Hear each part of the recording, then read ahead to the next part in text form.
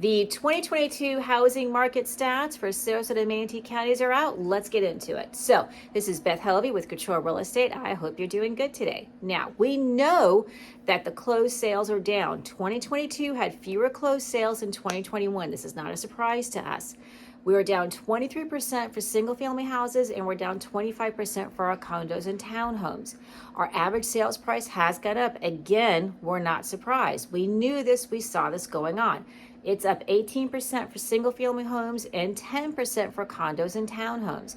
Our time to contract has gone up, which means that the time from when you go on the market to when you actually go under contract has increased. We saw this as well. It's up 28% in single family homes, and interestingly enough, it is down in condos and townhomes. Those sold quicker. Now, new listings are up for single family homes and down for condos. Again, we're not terribly surprised by this, but inventory has increased dramatically. Inventory is up 366% for single family homes and up 380% for condos and townhomes. Again, we saw this going through the year. We're not surprised. So we had fewer sales.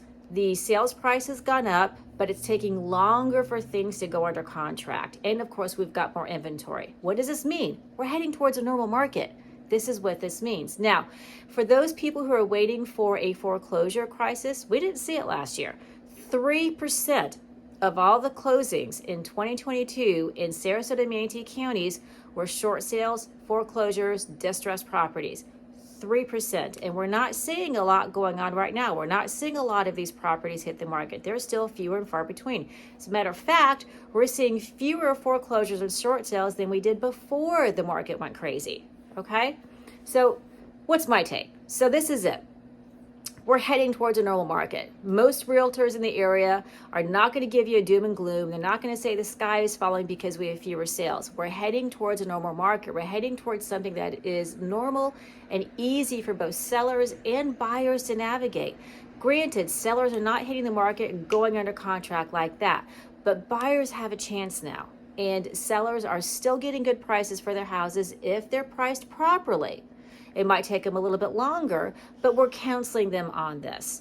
But it's also giving them a chance to figure out where they're going, especially for those sellers who are downsizing, upsizes, or moving someplace else. It gives them a little bit more breathing space to actually find something. Whereas in 2021, they didn't have that. That did not happen for them. If they didn't have something identified, then they didn't go on the market. It was actually flip-flop for them. So the fact that it's taking longer to go to contract is actually easier for some of our sellers who are transferring from one place to another. And for the people who are going under contract, and we're seeing some price decreases, you might want to think that over, because sometimes what's a little bit more agreeable or more inviting to a buyer right now, especially in certain price points where you're likely to have a buyer financing, is a buy down. So instead of marking your property down, offer the buy down rate, because the way the buy down rates are working right now, a buyer cannot purchase their own buy down rate. The seller has to. It's just the way it's set up. It's with the government. There's nothing we can do about it at the moment.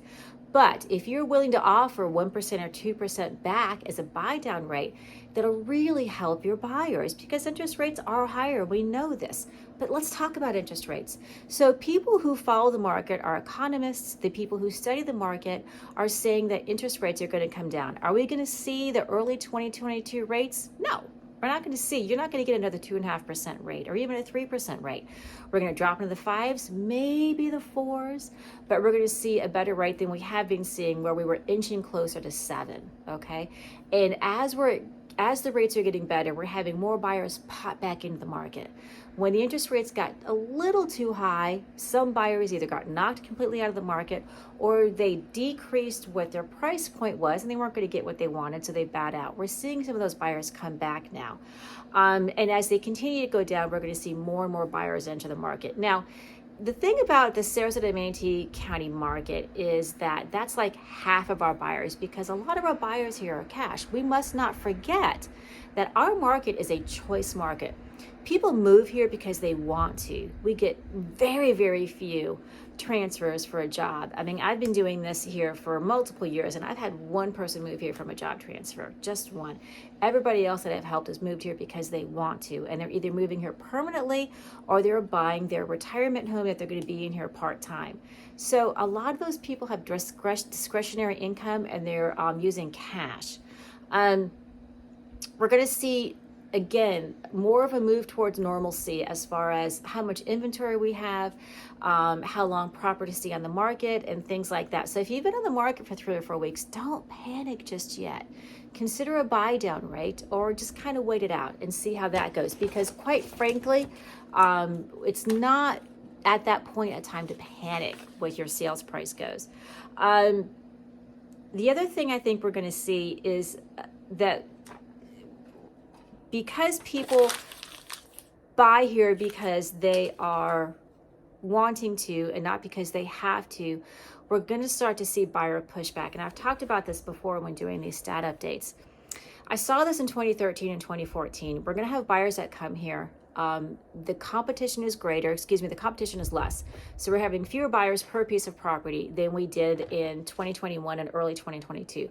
When we've got more buyers in the mix than we did, then sellers are not selling as quickly, and buyers are going to start pushing back. Buyers are going to start saying, you really came out of the gate here priced 10, 15, 20% higher than you should be. We're not paying that price. So you, sir, are going to have to sit on the market. And I'm seeing properties sitting on the market for 150 days, 200 days, because they're overpriced. Since buyers don't have to buy when they move here, they will push back and say, no, we'll offer you XYZ, but we're not paying your price. Because of that, we're going to start seeing prices come down, I think, or at least not come out of the gate as high as some of them have been. And we're going to start seeing that. And then so the year-over-year price increases, that gap is going to get smaller, and it's going to get back to a more normal rate of like 3 or 4%, which is a normal year-over-year increase. So we'll see how that goes throughout this year, especially as we get more inventory on the market and we have more sellers entering the market, because they also then have the opportunity to move to their next place, which of course is what a lot of them are going to do. So what should you do? Sellers, if you want to sell and you want to sell in a reasonable amount of time, price accordingly. I mean, really, it is really important that you price where you need to be in the market, and we're not doing the thing where you can kind of pick a price out of the air and you might get it. Don't do that anymore, because you're not going to get it and you will sit on the market, I promise. And buyers are starting to look at these properties and they're starting to go back to the old adage of there must be something wrong with it. There's nothing wrong with the property. It's probably a pricing issue. Buyers, you still need to be ready. You still need to have your proof of funds, and you still need to have your pre-approval, especially if you are a finance buyer, because then you can start negotiating those buy down rates, which will help you. I mean, if you don't want to pay the 6.5%, you'd like to get to 5.5%, have all your documentation in place and ready so that you can then negotiate with your seller. And sellers are willing to do this, especially if you give them the price that they want, which is often asking price or close to asking price. We're not saying in order to get a buy down rate, you've got to go over asking price. We're not seeing that as much. So what does this mean for you? We're heading towards a normal market. Buyers have a better chance now because they've got less competition with other buyers and there's more inventory. Sellers are still selling. It's still a seller's market.